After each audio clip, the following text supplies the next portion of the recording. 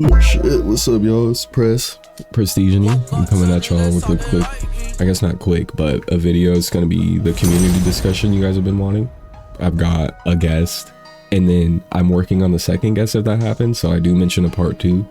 So stay tuned for part 2 and all that. If it does come out, enjoy this one. This was recorded pre-patch, so maybe some stuff we're saying is irrelevant, but I don't think so.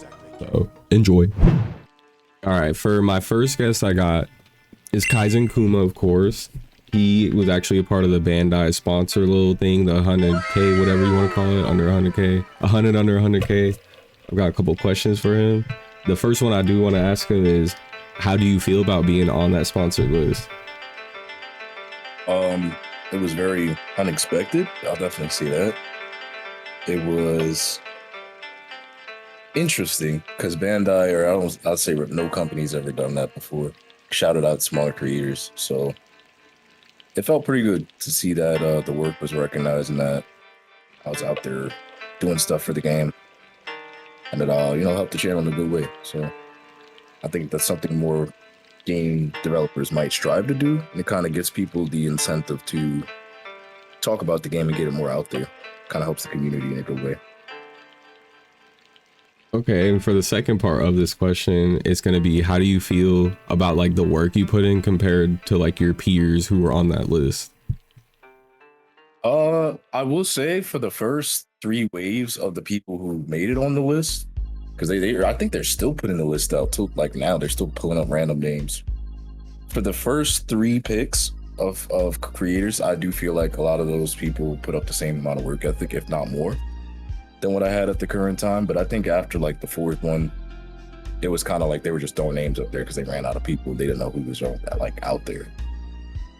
That's what it seemed like to me, because I would check some of the other creator names that's on there and they haven't uploaded in like weeks. I'm like, what the fuck?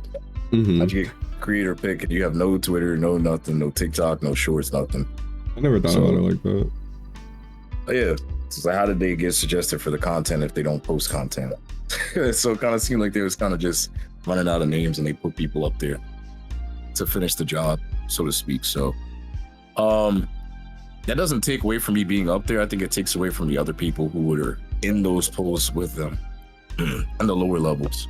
I wouldn't say lower levels, at the later points.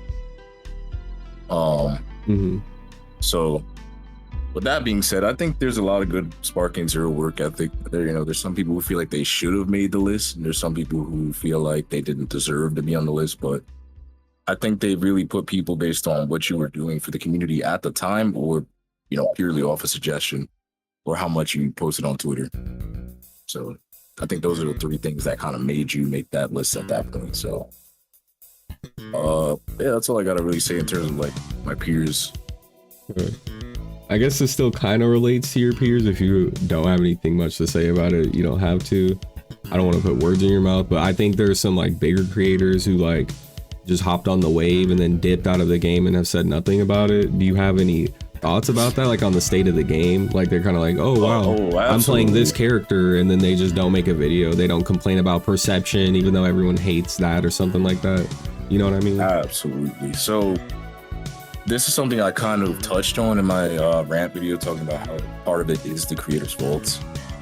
And one of the biggest things I said before this game even dropped was, this game has a 50-50 chance, because if the bigger creators go out of their way to support the game in a positive way consistently and be truthful about what's out there, then the level of influence would kind of keep the community in a balance.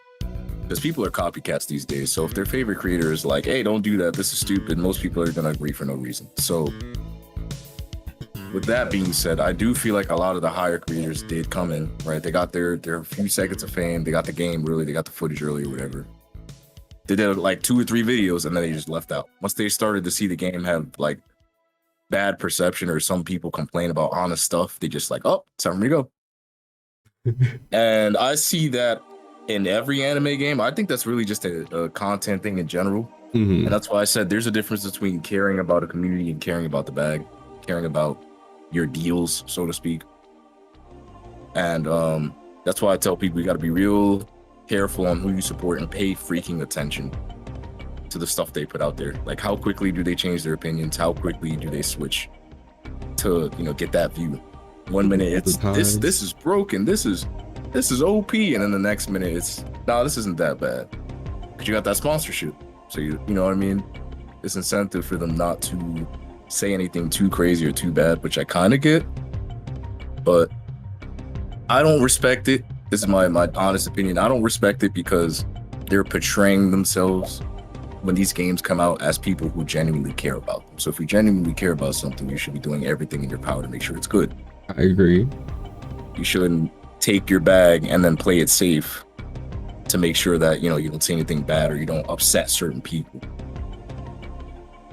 Because if the people who are sponsoring you really care, then they will listen to you.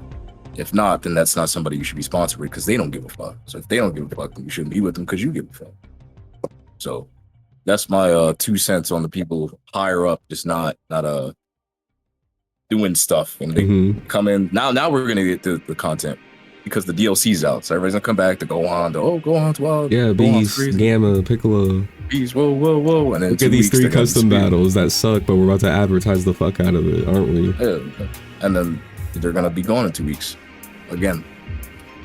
So do you think they should start saying stuff? Like, my big focus is, like, I feel like they should talk about what are issues in the game, so Bandai has no reason to be like, oh, we didn't know. I feel like that's something they could do. Absolutely. I think if I'm gonna call names, I'm gonna say Syriax is probably the most outspoken person in terms of the game's mechanics and stuff that the community has been shouting to the rooftops.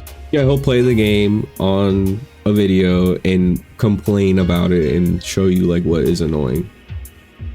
Yeah. So I think they should be talking about it more. A little more outspoken. All right. Absolutely. At this point in the game of Sparking Zero, do you still think it's like a 50-50 split on the community versus the developers? Like, where do you stand on that right now?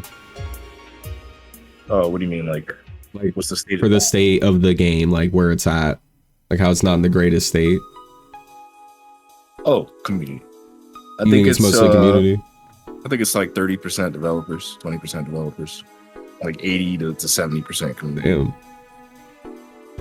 I don't think it's 50-50 at all. Because, like I said, I came from Battlefront. I've seen a developer put in less work, so to speak, and the community kind of fix it themselves. And then I've also been there when the developers put in the work to put in a few characters, and then the community fix it themselves. So if you're fucking something up yourself, yes, the developer should communicate. Yes, they should be doing active patches, but again, it's completely up to the player base for what you make of the game. If every 5 seconds you get on ranked, or even in a lobby, because people are like, oh, it's just ranked, don't play ranked then. It's not even just ranked. You got 8-man lobbies or 6-man lobbies, you're waiting your turn, you get to the top, and the first character you gotta fight is the same character you fight in ranked every game. Nobody's enjoying yourself. It's not fun, it's not enjoyable. So of course the game's livelihood is gonna die if it's repetitive. That's boredom, that's human nature. So I think it is definitely more the community's fault than the developers. I think they need to communicate more. I think we definitely need more patches. I think they need to get their shit together. The Gohan patch is cool, yes, that's my goat. I'm gonna be playing him like crazy, but we need maps, we need costumes, we need like new capsules, we need more content. So this is something I feel like a big creator like needs to make, like something as simple as where are the costumes, something like that. Like, where's the customization, where's the maps? So I completely agree. Yeah, where's the maps? Where's the space? Is not that hard to make. Come on, bro, where's the space map? They got it in Xenoverse. You can't fold that bad. Yeah, they tripping on that. It's space. You just gotta animate, freeze a ship in the background somewhere in the distance. It's space. That's very easy to do. I feel like it's a pretty linear like line to follow where we're going, but what would be the next step to repairing this community? More positivity. I see a lot more people hopping on the negative wave just because it's like, oh, it's cool to do, but again, I think some of it is people's frustration with the community, and then some of it is just like everybody's saying it's bad, so now it's bad. When it's nowhere near as bad as some people. It's bad, but it's not as bad as the active Twitter and YouTube community keep making it seem.